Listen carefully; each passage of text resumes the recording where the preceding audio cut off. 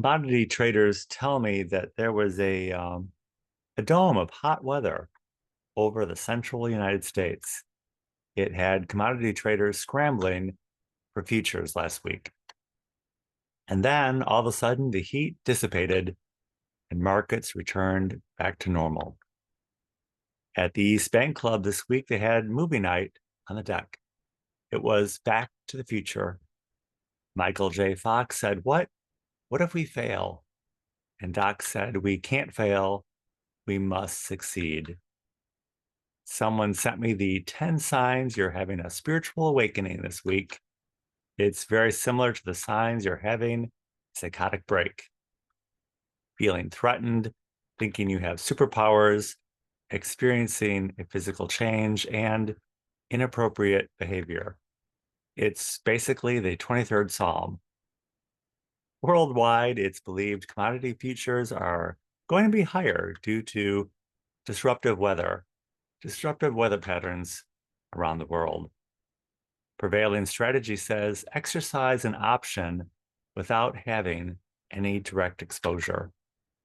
There's no shortage of disruptive patterns. It's very hard to live your life without direct exposure.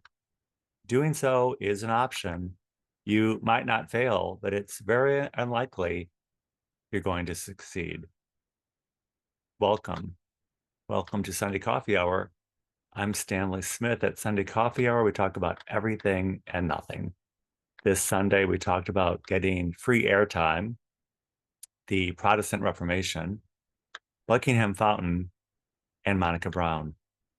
The readings at Washington National Cathedral were from Job. Who are we to wonder why?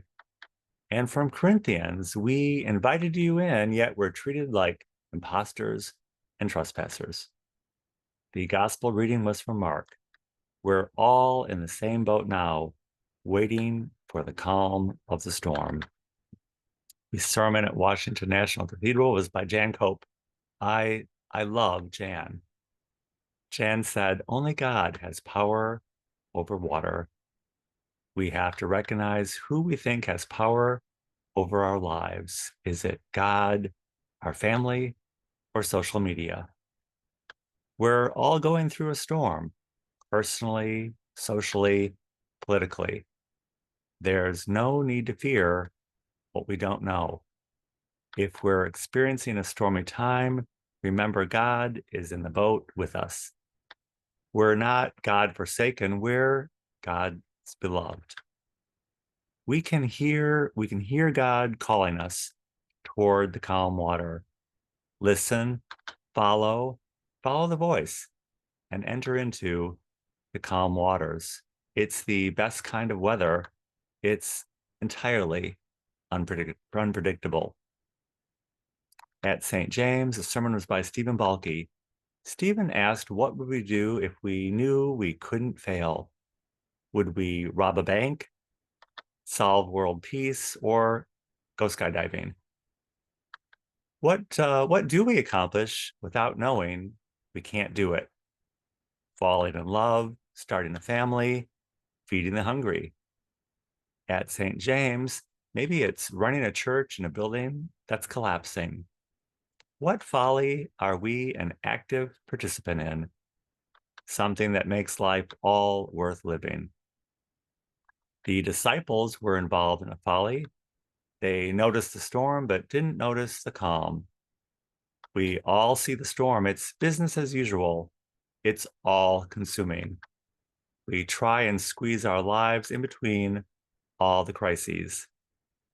Resignation is not a substitute for living fearlessly and courageously, but we think it is. It's the very definition of sophisticated and urbane. We have it down really good. We never asked the storm to calm. We didn't even know that was an option. We don't expect things to change because we're just trying to get through the day without getting a hair out of place. Stephen said St. James is open and welcoming. It would be easier to have the doors closed at the cathedral on a regular basis. Being open means facing people who are different from us, with families who often have contrarian ideas. The response to being welcomed is having an open heart. Fear is most often what's holding us back.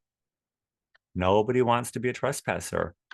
We all have to be invited in, not to be one. Seeing an open door is implied permission. We can enter freely. We've all been welcomed graciously, and we step across the threshold into the household of God. There's no fear of failure. It's not business as usual. There is a hair out of place, but it's the best look we can have. This week, terrorists dumped red dye into Buckingham Fountain here in Chicago. It was a ploy for free advertising time on major networks. Many people fell for it. No one wants to be critical or judgmental. There's a difference between being critical and judgmental. Judgmental means you think you're right in your criticism. Napoleon said there are three groups of people: 1/3 heroes, 1/3 scoundrels, and 1/3 of people who are easily swayed by a capable leader emerging from either extreme. Christ was a populist leader who emerged from the extreme of being God's chosen people. He preyed on the easily swayed outside the circle. We all have to look deep to see which bucket we're drawing from: our hero self, our scoundrel self, and our easily swayed selves.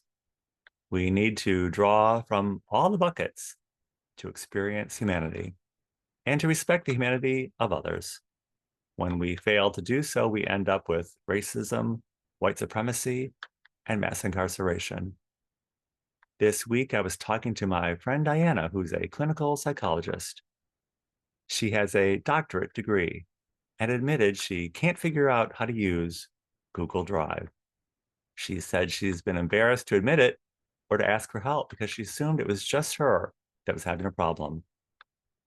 We don't want voter ID in this country because we don't think Black people can figure it out.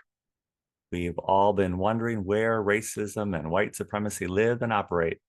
And this week I learned they live on Google Drive and that we're all victims. We're all victims of it. It's excluding others by including all of us. I noticed on Sunday that St. James doesn't have air conditioning. They're experiencing major growth without even having the basics in place. They wonder what will happen if they fail. God is telling them they must succeed. It might seem crazy or inappropriate. If they fail, it will be the most appropriate kind of success a failure can be. There's no predicting that. There's just the living of it. If you would like to join us at Sunday Coffee Hour is every Sunday at 12 noon Central Time on Zoom. I'll include my email in the description of this video. Be happy to send you an invitation. And I look forward to seeing you very, very soon.